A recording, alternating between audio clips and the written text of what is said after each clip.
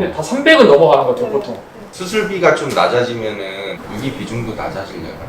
그럴 것 같아요. 왜냐면은 수술을 시켜주는 것보다 새 강아지를 분양받는 게 훨씬 저렴하기 때문에 만약에 건강검진을 해보지 않았다면은 모르고 얘는 죽었을 수도 있겠죠. 아, 근데 수의사님이 하시는 말이 최근 들어 엄청 많이 늘었다 이렇게 그래요? 말씀하시더라고요. 근데 무서운 거는 이제 증상이 아예 없었다는 게 입양을 처음에 하잖아요. 그러면 이제 건강검진을 해서 얘가 아프다는 걸 알게 되면은 다시 이제 사회에 방문을 하고 재분양을 받아 다른 아이들을. 그런 것도 있고 유기를 하는 경우도 있어서 저희는 좀 처음 들었을 때 수술을 결정하고 이제 수술을 하러 갔을 때 의사 선생님 하신 말이 진짜 잘하는 일이라고 하시는 거예요. 근데 저희는 사실 그런 거를 당연하다 생각을 했었는데 오히려 안 하시는 분들이 좀 더 계셨던 것 같아요. 그래서 오히려 더 버려지는 애들도 많아지고 안 좋은 악순환이네요. 소형견의 95%가 쓸개골 탈구 경험이 있대요. 근데 이제 95%가 다 수술을 해야 되는 건 아니고 1기부터 4기까지가 있다고 하면은 슬개골 탈구는 수술 잘못될 일이 많나요? 네, 얼마 전에도 이제 지인들한테 연락이 왔어요. 피부가 다 빨갛게 부어오르고 딱딱해지고 그런 거예요.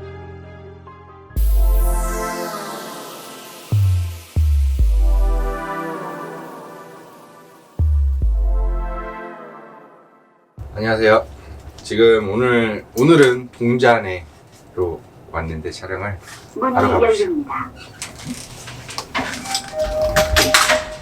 futbot입니다. 네, 안녕하세요. 안녕하세요. 동자야. 동자 오늘 빗질 좀 하셨죠? 네. 친해진 다음에 제가 지금 그때 넣을게요. 이미 친해졌나? 사람 진짜 좋아했어. 얘가 매트 몇 건 잘 못 가요. 아 그래요? 네, 여기 못 가는. 되게 신기하던데? 탈골이 됐었다 했었죠? 네, 쓸개골 탈구 그래서 있어서. 좀 겁이 많구나. 네, 수술해가지고 미끄러운데 못 가면. 아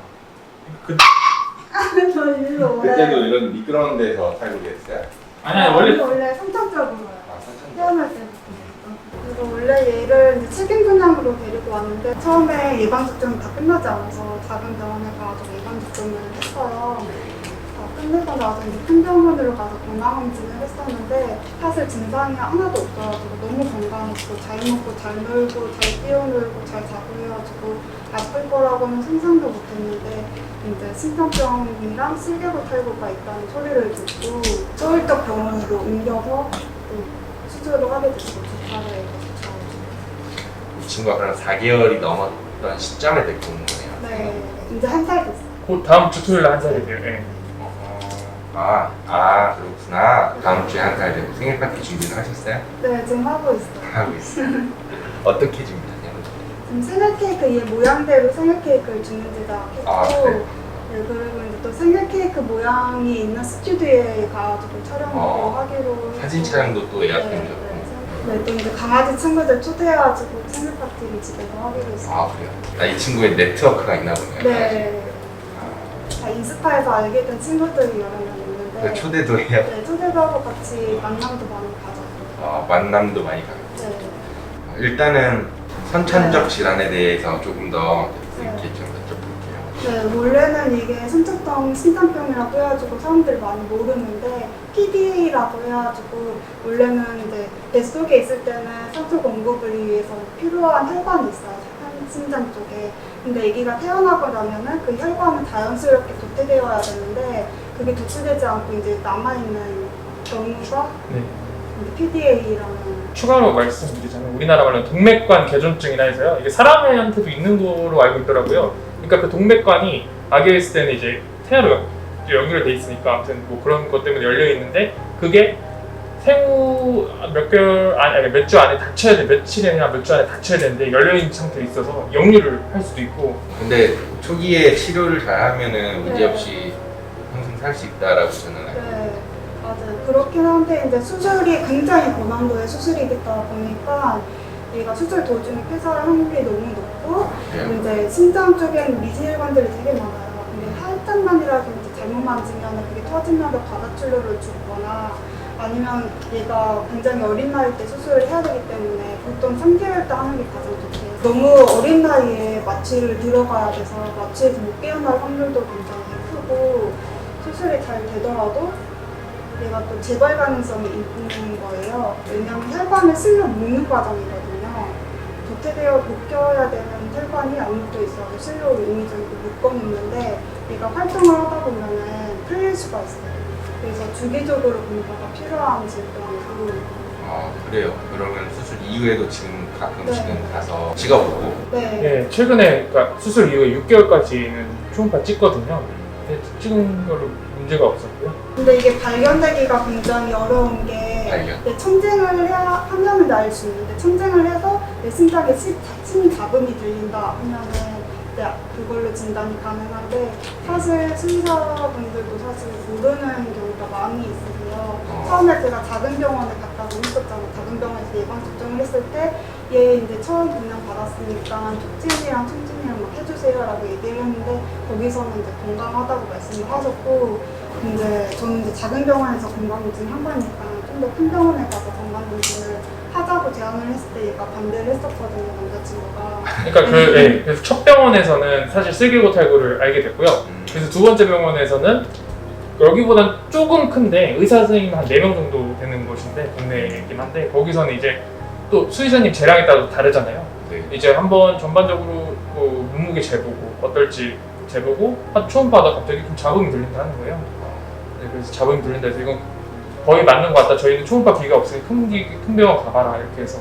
네, 그래서 큰 병원이 아닌 이상 이제 진단이 조금 그러니까 동네 병원에서는 진단이 조금 어렵긴 하는 게 그게 들어서는 또 전문가도 잘 구분을 못할 수 있는 부분도 있고 네. 해서 정확한 건 결국에는 듣고 의심이 가면 초음파로 네. 확인을 하는 네, 과정이에요. 심장 좀 근데 이게 또 수술 자체가 근처에 해본 병원들이 별로 없었던 게 좀 충격이었던 게 이게 또 아니 반품을 하나 봐요 이러고 해서 그러니까 이제 입양을 처음에 하잖아요. 네. 그럼 이제 건강검진을 해서 얘가 아프다는 걸 알게 되면은 다시 이제 삽입 방문을 하고 재분양을 받아 다른 아이들을.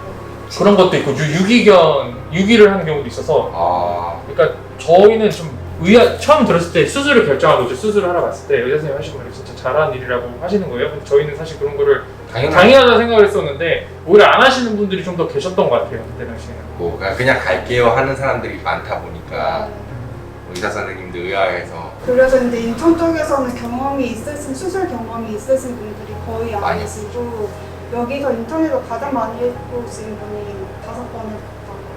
제가 또 더 말씀을 드리자면, 그러니까 이런 거 PD의 후기를 보면 카페나 뭐 이런 거 보면 뭐 유기견 힘보하시던 분이 알게 돼서 이렇게 고쳐주는 경우도 있고 그러다가 무지개다리 건너는 경우도 있고 그러니까 고치다가 잘못돼서 예, 그러니까 이제 이미 그 아는 상태로 유기가 된 것 같아요. 그런 경우도 좀 있고 좀 시기대를 놓쳐서 유기가 돼서. 그러니까 유기된 아이들 중에 특히나 굉장히 많은 것 같아요 이 질환을. 그리고 얘는 이제 수술이 보통 1살 이전에 해야 예후가 좋고 1살 이후면 이제 죽을 맞아요. 확률이 너무 높거든요. 수술 자체도 불가능하는 경우가 많아요. 어렸을 때 하면은 성공률이 90% 이상 된대요. 이제 1살, 2살 넘어가면은 이제 죽을 확률이 1살 때는 95%, 2살 이후에는 98%가 죽는 거. 1년 안에 안 하면 뭐좀 70%, 뭐 확률이 좀 말이 좀 저희가 확실하게 말씀드릴 수 없는 게 좀 그냥 왔다 갔다. 예, 왔다 갔다 강아지마다 너무 차이가 달라서. 근데 수의사님이 하시는 말은 요즘으로는 이게 원래 흔한 질병도 아니었고 굉장히 희귀병이었는데 최근 들어 엄청 많이 늘었다 이렇게 말씀하시더라고요. 제 생각에는 아마 옛날부터 있었는데 발견을 못하다가 지금 발견을 하게 되지 않았을까 이런 생각도 들어요. 네, 늦게 발견해서 오는 경우도 많아요. 5살, 6살 때. 그 사람, 그 강아지는 진짜 대단한 거죠. 그때까지 사는 거. 그렇게 오는 경우도 있고, 또 이제 예전보다 좀 가족이라는 인식이 좀 더 커져서 좀 반려비 수술에 대한 지출이 커져서 그런 걸 수도 있고, 그러니까 제가 생각하기는 그러니까 유전도 그런 것도 있는데 기존에 그런 비율이 있었지만 이제 점점 더 사람들이 가족이라는 생각이 더 커지고 이제 좀 수술이나 이런 진료가 좀 더 좋아지면서 좀 더 그런 것 같아요. 그러니까 이거는 개인적인 생각. 둘 다 요인이 있겠네요. 둘 다. 예전보다도 진짜 확실히 이런 좀 품종의 유행이 있다 보니까 그 유전적으로 도는 것도 있고 또 의학적인 그게 기술이 발전돼서 발견도 잘 되는 것도 있고 그래서 오히려 더 버려지는 애들도 많아지고 안 좋은 악순환이네요. 근데 무서운 거는 이제 증상이 아예 없었다는 게 만약에 건강검진을 해보지 않았다면은 모르고 얘는 죽었을 수도 있겠죠. 아, 그래서 건강검진을 되게 필수적으로 해야 된다고 맞아요. 생각이 들었어요. 또 웃겼던 게 그게 어떤 수의사분은 그래서 청진을 잡아주셨잖아요. 또 그 병원에 가서 다른 분한테 이걸 물어보니까 PD가 뭐냐고 하시는 거예요. 이게 약간 좀 모르는 분들도 계시고. 네. 수의사 역량에 따라 좀 많이 천차만별인 것 같아요. 예. 그래서 되게 여러 병원을 돌아다녀야 할 것 같아요. 그러니까 병원에 대한 후기는 필수로 찾아봐야겠네. 네. 하여튼 뭐 정보야 찾으면 다 나오니까. 일반인들도 사실은 아무리 가족이라 생각하기에도 좀 수술비가 부담이 되긴 하는 것 같아요. 좀 천차만별이긴 하잖아요. 근데 이것도 보통 한 최소 300 정도는 부른 병원이 좀 많더라고요, 평균적으로. 엄청 비싸구나. 네. 그거 몰랐어요. 300이에요, 최소? 보통 저희는 근데 좀 저렴하게 해가지고 한 250만 원 정도 했는데 저희가 알아본 결과로는 제일 비싸게 하신 분은 600만 원 넘게 주신 분도 계시고. 근데 다 300은 넘어가는 것 같아요, 보통. 수술비가 좀 낮아지면은 유기 비중도 낮아지려나? 그럴 것 같아요. 왜냐면은 수술을 시켜주는 것보다 새 강아지를 분양받는 게 훨씬 저렴하기 때문에. 아직 정도 생기기 전이잖아요, 사실은. 그렇게 그래도. 따지면. 네, 보통은 좀 정이 생겨서 알다 보면 그래도 좀, 물론 유기하실 분은 유기하시겠지만, 가족이라서 정이 생기면 뭐라도 해주고 싶고, 또 그런 분들도 있는데, 또 몸에, 어르신 분들 중에 몸에 칼 대는 걸 좀 강아지에 투자하는 걸 좀 안 좋아하시는 분도 있어요. 아무리 그렇죠. 여력이 돼도, 그러니까 그 연령대나 반려견에 대한 그런 인식에 따라서 좀 다른 것 같아요. 인식이. 저희도 이제 사실 막 욕을 먹었던 것도 있는 게 왜 펫샵에도 데려왔냐, 사지 말고 입양해라 이런 소리 많이 듣고 펫샵에 해드리니까 당연히 아프지 뭐 이런 소리를 많이 들었어요. 그래서 저희도 사실 처음에는 유기견이나 파양견을 입양을 하려고 계획을 했었고 실제로 이제 파양견을 입양하려고 갔었는데 한 살 정도 되는 말티푸드 꽤 큰 강아지였는데 이제 피부병이 있었고 너무 심하게 짖는 거예요. 지색이 너무 심해서 이런 아파트 같은 환경에서는 키우기가 어렵겠다라는 판단이 들어서 유기견도 많이 알아봤는데 적합한 강아지가 친구가 없어서. 없더라고요. 근데 진짜 욕하시는 분들도 있고 그거에 대해서 별로 이렇게 개의치 안 하시는 분들도 있고. 그러니까 어디서 왔던 간에 그냥 끝까지 책임만 맞아요. 졌으면 좋겠어요. 저는 그게 제일 중요하다고 네. 보거든요. 네. 그러면은 친구가 또 다른 분이 하나 더 있었다고요. 쓰기업. 쓰기업 탈구가 있었는데 사실 요즘에 소형견을 키우시는 분들이 80% 정도 된대요. 전체 반려 인구 중에 80%가 소형견을 소형견. 키우는데 소형견의 95%가 쓰기업 탈구 경험이 있대요. 근데 이제 95%가 다 수술을 해야 되는 건 아니고 1기부터 4기까지가 있다고 하면은 보통 이제 3기, 4기는 수술이 꼭 필요하고 1기, 2기는 조금 더 지켜보고 영양제로 관리하는 그런 단계인데 보통은 얘는 데려왔을 때 1, 2기 정도였어요. 한쪽은 1기, 한쪽은 2기 정도였는데 사실 어린아이들은 이제 앞으로 살아갈 일이 많고 성장을 하면서 좀 더 아파가 될까 싶고 발랄하니까 막 뛰어다니니까 좀 심해질 가능성이 크기 때문에 2기만 돼도 수술을 권장을 해요. 2기의 비중은 어느 정도예요? 그 진단이 병원 수의사마다 또 달라요. 네, 아, 그래요? 예, 그 좀 보수적으로 보시는 분은 2기라고 보고 어떤 사람은 3기라고 보고 진단이 네, 달라요? 네. 이게 만져봐서 하니까 아, 이게 이제 네. 만졌을 때 쉽게 빠지냐 아니면 쉽게 안 빠지냐 아니면 빠졌는데 금방 돌아오냐 아니면 돌아오지 않느냐 이런 그걸 차이기 때문에 판단을 해요? 네. 엑스레이도 찍어보긴 하는데 엑스레이보다는 이제 만져봐서 비용이 어떻게 해? 이것도 천차만별이에요. 근데 이제 보통은 250에서 300 정도. 아니 근데 그게 제가 보니까 싸게 하는 데는 동네 병원 같은 경우는 100 초반대 이렇게 하는 데도 있고 이게 진짜 가격이 너무 제일 큰 것 같아요. 피데이 같은 경우는 그런 경우가 별로 없고 그래가지고 약간 가격대가 좀 비싸게 완전 형성되어 있는데 세계골 같은 경우는 근데 막 진짜 싼 데는 100 전에 하는 데도 있고 진짜 그래, 뭐 비싼 너무 데는- 천차만별이에요. 그러겠네요. 비싼 그게. 데는 1000만 원도 하는데. 슬개골 탈골은 수술 잘못될 일이 많나요? 네, 얼마 전에도 이제 지인들한테 연락이 왔어요. 피부가 다 빨갛게 부어오르고 딱딱해지고 그런 거예요. 그래서 네, 여기 다리가 슬개골 탈구 수술을 했는데 빨개지고 부어오르고 딱딱해졌다. 원래 이러는 거냐라고 연락이 온 거예요. 근데 사실 그렇지가 않거든요. 그러니까 알고 보니까 이제 클리퍼로 미는데 수술을 하기 전에 클리퍼로 미는데 그 클리퍼가 위생 관리가 전혀 안 돼 있었고 온도가 높아진 상태에서 강하게 밀다 보니까 얘가 쓸리면서 화상도 있고 상처를 입었던 거예요. 그래서 그런 경우도 있고 잘못하다가 아예 하반신 마비가 오는 경우도 종종 봤었어요. 아 그래요? 네. 강아지 카페 후기에 수술에 관련돼서 제일 불만 많은 거, 그러니까 좀 안 좋은 후기들이 약간 슬개골 중성화랑 슬개골 제일 많은 것 같아요. 아 그래요? 네, 편하게 하는 만큼 이제 천차만별. 네, 실력.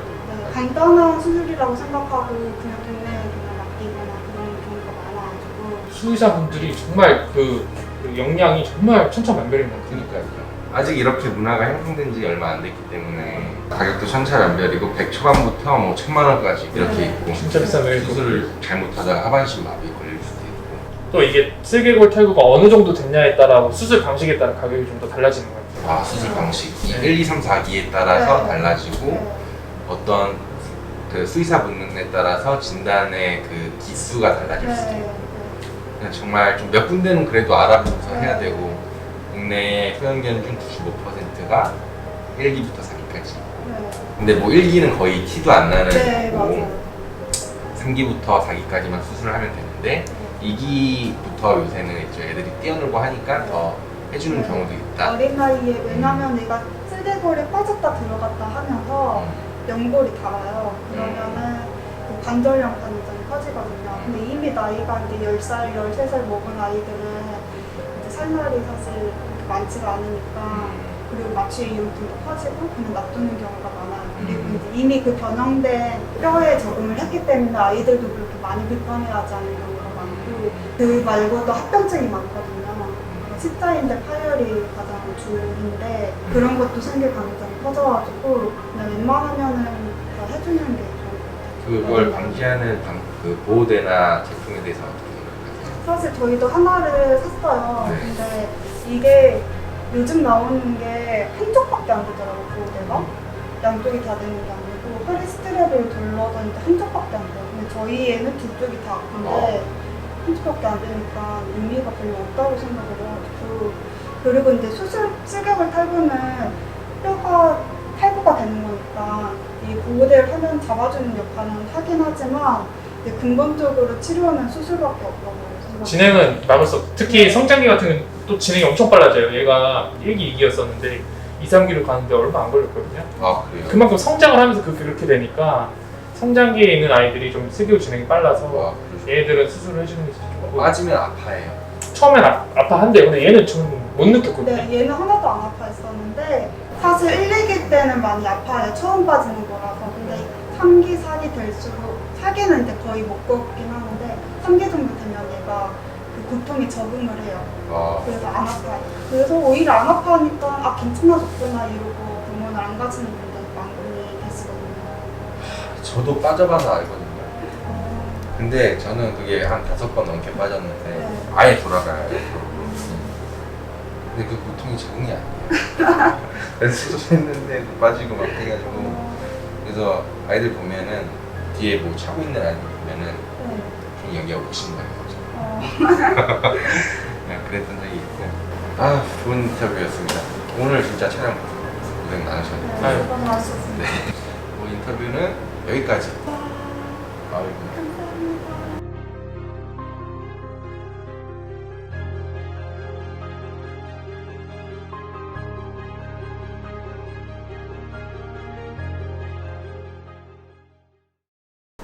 공자 방을 꾸며주고 있는 거 한번 보세요. 그거 찍을래요. 아직 정리가 안 돼 있고. 와 대박이다. 여기가 공자 전체가 공자의 네, 방을 꾸며주려고 지금 준비하고 있어요. 사람 방송. 와 이거 만드는 방법 유튜브에 막 있다던데. 이것도 친구가 만들어줬고, 이것도. 받았네.